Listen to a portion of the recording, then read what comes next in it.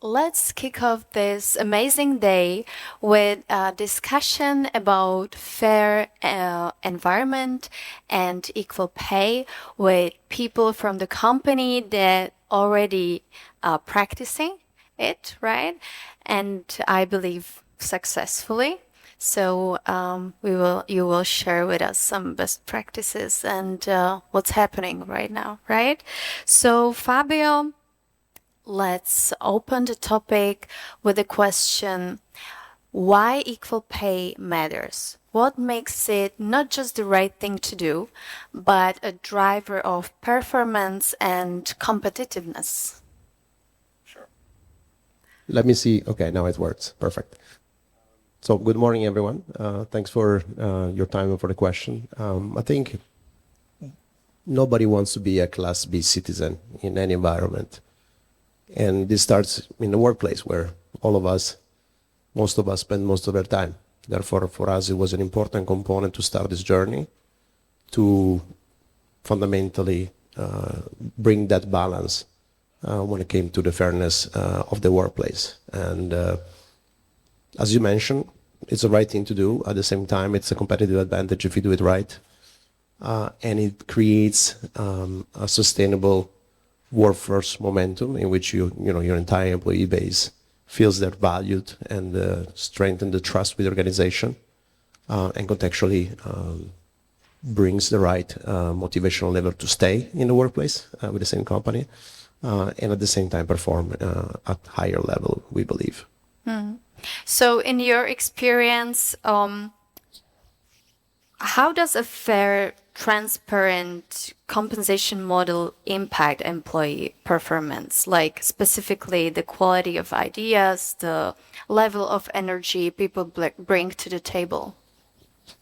I think at the end, we do a lot of work in multiple domains, from diversity and inclusion and other aspects, but these those are elements that are soft in nature. At the end of the day, people will look at their bottom line, right? And eventually, if the bottom line reflects a reality that is different than the one that we predicate, there will not be consistency, if you see what I mean. And I think it's important that we sort of make that entire equation work for our employees so that they can actually feel like we as employers are living our own words in many ways, and consistently at the same time for them. There is an opportunity to see that what happens is reflected in their compensation, and then everybody that has the same sort of job description in many ways ends up getting the same level of fairness and treatment.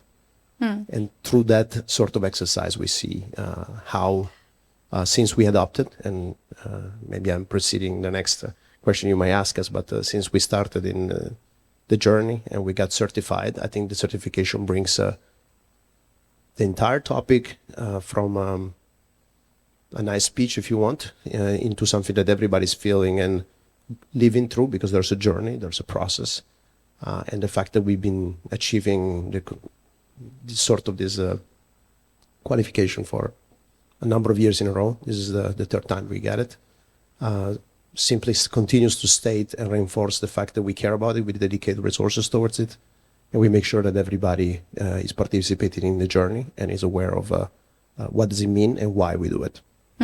So you were talking about the global equal pay certification, right? So Correct. Can you break down a little bit what the certification actually verifies and why does it important for you as a leader? I think as in many certifications, it helps, first of all, put the entire process on the board and lay it out for all the employees. So you can see, okay, we're doing this, there's a process, we're going to verify a number of things. There's going to be a number of questions asked. We're going to find a gap, and eventually we'll have a path to correct this gap. Fundamentally, all certification work in this way, whether it's a quality in the factory or this one. So it's not remarkably different to explain to your team. I think what is fundamentally different is the fact that this enhances the transparency of the conversation you're having with the rest of the organization. And it becomes something where your own employees everyone in my team sees first how important it is because we all talk about it. I think secondly, they can see how the process enhances the transparency that is associated with this type of journey, because it's a journey. And third, the corrective actions, because nobody is perfect, and the finish line is always a step ahead of you, so to speak, helps you prove that, acknowledge the fact that you have a gap and then take corrective action to fill this gap. I think all this journey really enhances the credibility. And so having a sort of an external partner monitor you and accompany you in this journey not only gives credibility to the validity of the journey itself, but it's actually very, very helpful for you to see what you normally don't see. In many cases, we don't know what we don't know, and coming in is helping us to see those shortfalls. Interesting. Well, congratulations and keep going, right? So now I would like to talk about your youngest generation, Generation Z, aka Gen Z, right? They already represents 14% of your workforce, right? So it's not a little. So in terms of fairness and equal pay, how do their expectations differ from, other generations? If you compare to the previous generation, there is a generation that lived to work, the generation that worked to live. The millennials that were sort of caught in between these other two previous generation, and the Gen Z, which is the first really digitally native. And what being digitally native means is fundamentally associated with the availability of information. And this, I think, has translated into a bit more requirement for transparency, because everything is sort of available, right? So they actually have substantially more information about the workplace, from the glass doors, you name it, than any generation before, when they have to choose who to work for. Therefore, when it comes down to who do you want to be as a company in the workplace, has for the better of it changed in the last 10 years, because now you can actually have so much more due diligence as an employee towards a certain type of prospective employee towards any type of company. You are like, okay, I have so many information, I can choose. And this ability of assessing properly any company in a way that is never been the case before. 20 years ago, it wasn't the case. 10 years ago started to be, but now it's really a time in which you have all this information available at your fingertips. Make any type of digital trace, in many ways, for employers very visible. And I think because they're used to searching this way, and because they somehow had the opportunity to create their own values in a way that then they want it to be, they choose the company based on the values they have, transparency becomes one of these core pillars. And we believe that having gone through the journey and having told our story in a way that I'm also telling it today, has helped us basically attract and retain to the tune of having 14% of our workforce belonging to that generation. Mm-hmm. Transparency. All right. That's the important thing I need to leave with. So, Fabio, thank you for your strategic view. And now let's pivot to and look at fairness from more like personal level, right? More human perspective. So, Katka, when you hear the phrase fair environment, what does that look like to you on this personal level? Okay, so first of all, thank you very much for inviting me as well. I'm really glad to be here with you today and to have the possibility to share even my view on this problematic. And when we are speaking about the fairness, then to me, basically, it's definitely not only about the fair pay, but to me, it's especially about kind of fair opportunities for the people and for the employees that are based on their potential, their contribution, or their kind of performance, not on their age or seniority, life stages, life situations, and so on. Yeah. And when speaking about the fairness, from my point of view, there is one more important element that I would like to mention. And this element is the open dialogue between employee and the employer. Because I truly believe that the fairness is not happening somehow automatically. I believe that both sides need to understand each other. They need to build kind of this fair environment through conversations where both sides are very open. They share their expectations, their priorities, or even their limitations as well. And once they are this type of open, then they can find kind of common way that will fit both sides. Yeah, and I can say that in my life, or now working life, I mean working for PMI, I have experienced fairness many times. These types of fairness, and especially when I was returning from the parental leave recently, because we had this kind of open dialogue, and it really helps. Okay, I can agree on that.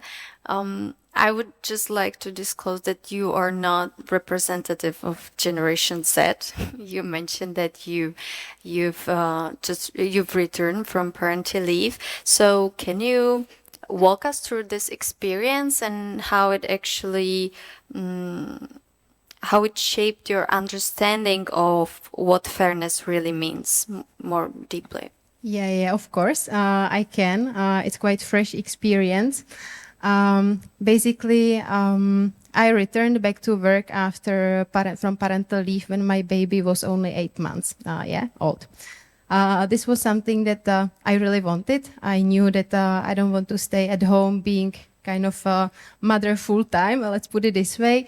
But I wanted to return to work. But to be very honest, I had no clue how I will balance my private life with a completely new reality at home, together with kind of growing career that I had. So I was afraid, but then I approached PMI, like my manager. We had the discussions together, the very open ones. And basically, we shared, what are my kind of expectations, what I can, offer to the company at this stage. And they shared as well.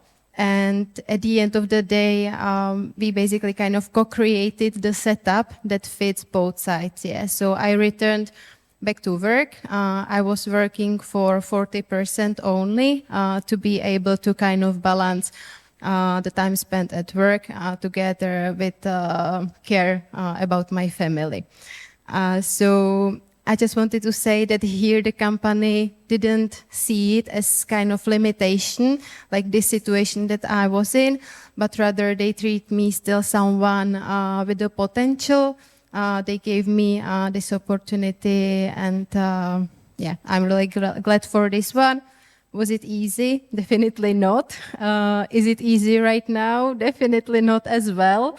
But yeah, after 6 months being back at work, I can say that it's definitely worth it. Yeah, and I'm really glad that I had this opportunity.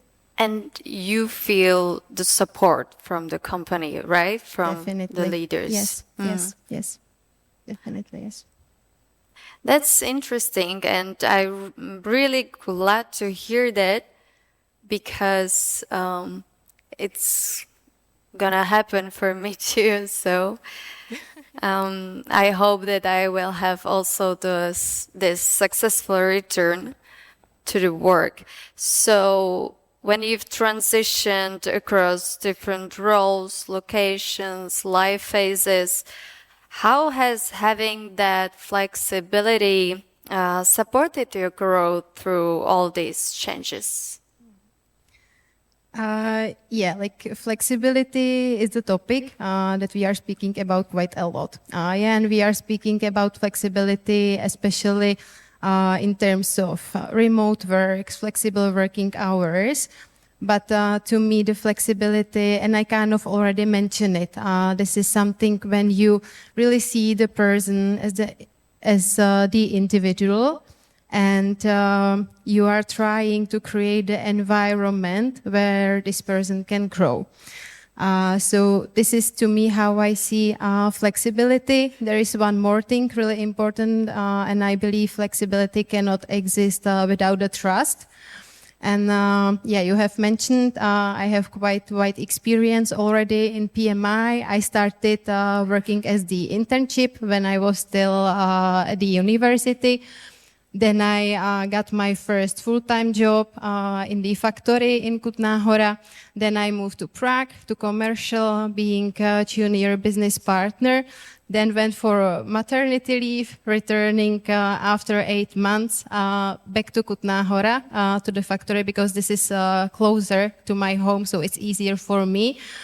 And even like working part-time with a small baby, I was promoted to a managerial position, 3 months ago. So for me, kind of flexibility means that you are giving the people space to grow in different period of their life. So basically you are trying to fit their needs, and at the same time you are giving the trust as well. It cannot work one without the other. Flexibility with no trust doesn't work. I like that. So, last question for both of you. Looking ahead, what is the single most important thing companies needs to do to build a workplace where every generation, Gen Z included, can thrive, feel treated fairly, and reach their full potential?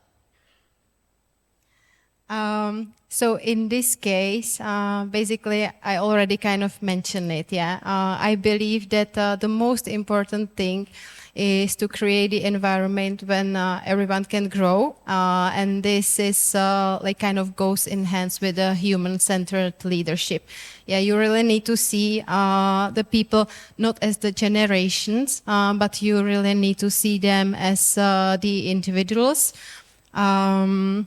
On the other hand, Gen Z, they are bringing huge potential. We can see it, even I as PNC manager can see it, the potential that is coming. But on the other hand, to make the things work, there need to be effort even from their side, Always it needs to be like kind of balance, not only the company, something to give, but as well the employees and the people. So, they need to put their effort in term of openness, village to learn, taking accountability, and so on. Thank you. Fabio?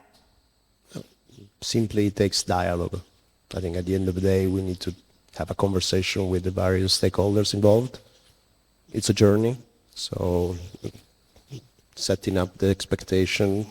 I think our track record already speaks to itself in saying that we are willing to have a dialogue. Flexibility is a tool, but as many other tools, it has limitations, so you have to find the right balance with building the culture. So fundamentally, when it comes down to being successful, it is having a dialogue while we are on a journey towards that finish line that I was mentioning before, that is always a step ahead of you. Thank you, both of you. Fabio and Kanka from Philip Morris, Czech Republic. Thank you very much. Thank you.